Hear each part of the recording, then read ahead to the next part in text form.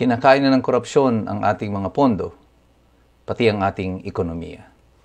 Magandang gabi po sa inyong lahat. Ito po muli si Attorney Mike Operario at yan ang pag-uusapan natin ngayong gabi.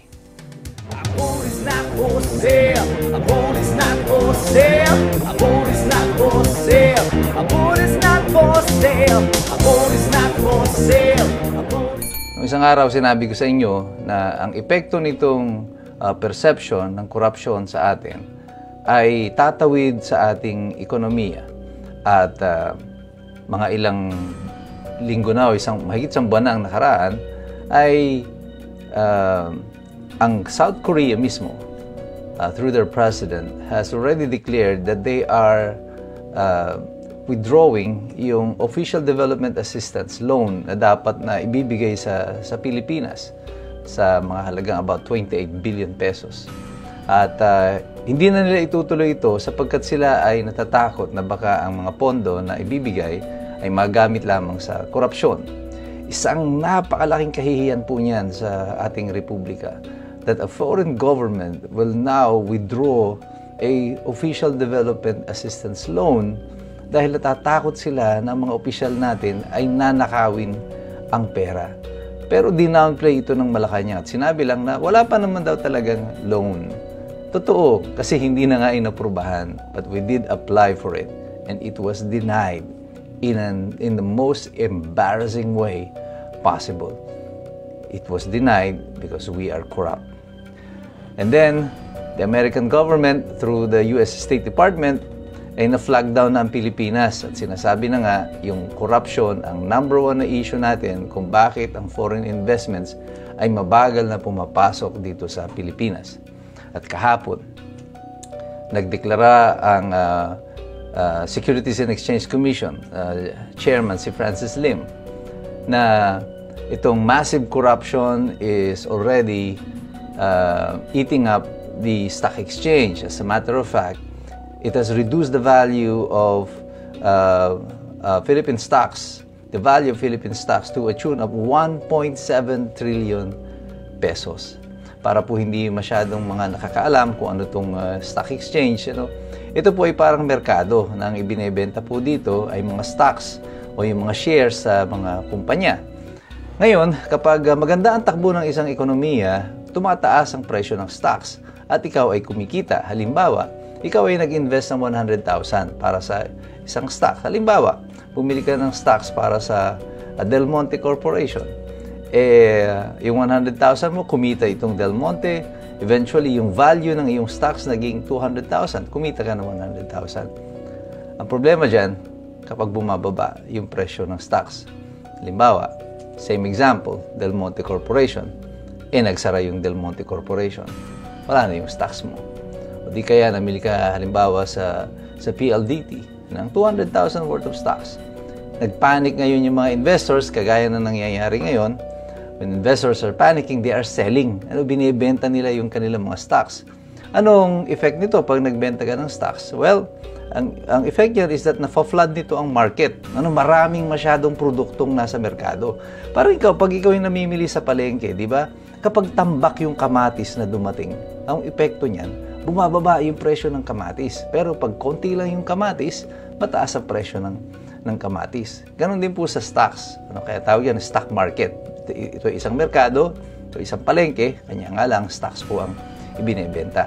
Dahil masyadong maraming stocks ang ibinebenta at marami ang gustong umalis sa pagnenegosyo dito sa Pilipinas, sa merkado ng Pilipinas, nagdadump na sila ng kanilang mga stocks at ang effect nito, bumabagsak ang presyo kasi masyadong maraming mga produkto o mga stocks ang nasa merkado ngayon and are being offered for sale. And that is why sinasabi ng SEC na bumagsak ang presyo ng mga stocks sa atin to a tune of 1.7 trillion in a span of just several weeks. 3 weeks lang ang sinasabi niya. And it was picked up by the media already. Na-report na siya ng ilang news outlets. Although very minimal yung pick up nila dun sa information. Wala ka madidinig na masyado. Although 1.7 trillion in 3 weeks, you should be sounding the alarm already about the economy ng Pilipinas. But Nonetheless, ikinover pa rin ng ilang media outlets, sa mga dyaryo. I saw it in Inquirer, Manila Bulletin, and ABS-CBN. And a few hours later, itong si Frederick Go, Special Assistant to the President on Investment and Economic Affairs, tinawag niya ang pronouncement ni Francis Lim as fake news. Anong ginawa ni Francis Lim? Well, as expected, siyempre, pareho silang nasa executive. Biglang nag-issue ng panibagong statement si Francis Lim ng SEC. Sinabi niya, nagkamali daw siya. At hindi daw pala totoo yung kanyang balita na sinabi. Na naniwala lang daw siya na ito yung prevailing industry news. Ito yung nangyayari talaga sa merkado. Pero hindi niya sinabi kung ano ba talaga ang nangyayari. Sinabi lang niya na yung kanyang unang sinabi na nalugi na ang merkado ng 1.7 trillion, hindi daw po totoo. Kumbaga, sinundan niya na lang yung kwento ni Frederick Go. Siyempre, ang storya na yun ay galing sa Malacanang. Siya ay a presidential appointee. Alangan namang kontrahin niya yung sinabi. But the damage has already been done. The information is already out. Malacanang is just, damage control mode. Again, nasabi na yung dapat masabi, naibulgar na yung dapat maibulgar. And these things that are happening is what I said is gonna happen. And it is happening right now. Ang problema po dito, it's not gonna stop here. Yung collapse ng stock market is just the precursor. Ito po yung pinaka-immediate na tatamaan yan. Eventually, foreign investments will stop coming into the Philippines. Eventually, factories will be closing, businesses will be losing, at magkakaroon na po yan ng inflationary effect. The stock market as an automatic inflationary effect. Ibig sabihin yan, tumataas po agad yung mga interest rates sa mga bangko because of a market panic. At kapag po nangyari yan, ay tataas ang presyo ng bilihin sa merkado. Ang epekto niyan, siyempre, sa atin na naman po mga ordinaryong mamamayan, sa mga mahihirap. And this is the real evil effect, aftermath effect of corruption. Kumikita na sila ng pera, yung mga magnanakaw, at pagkatapos tayo naman magsasuffer sa isang bumabagsak na ekonomiya. Malacanang is gonna spin this around. They're still gonna paint a picture of a rosy future for our economy. But this story of corruption does not produce investors' confidence.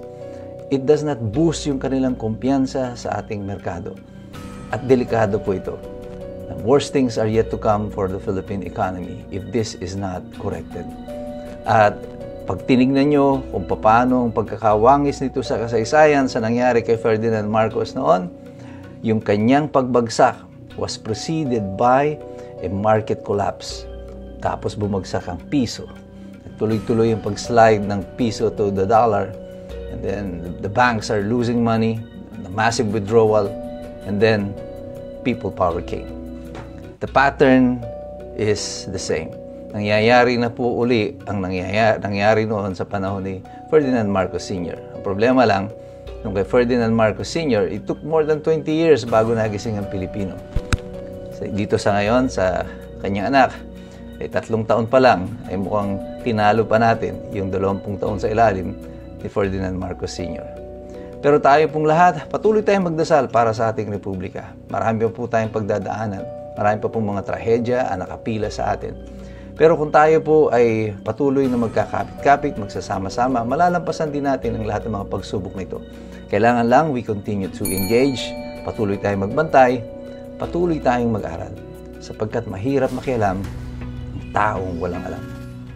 Mabuhay po ang Pilipinas, mabuhay kayong lahat. Let us continue praying for Cebu. God bless us all. Abon is not for sale. Abon is not for sale. Abon is not for sale. Abon is not for sale. Abon is not for sale.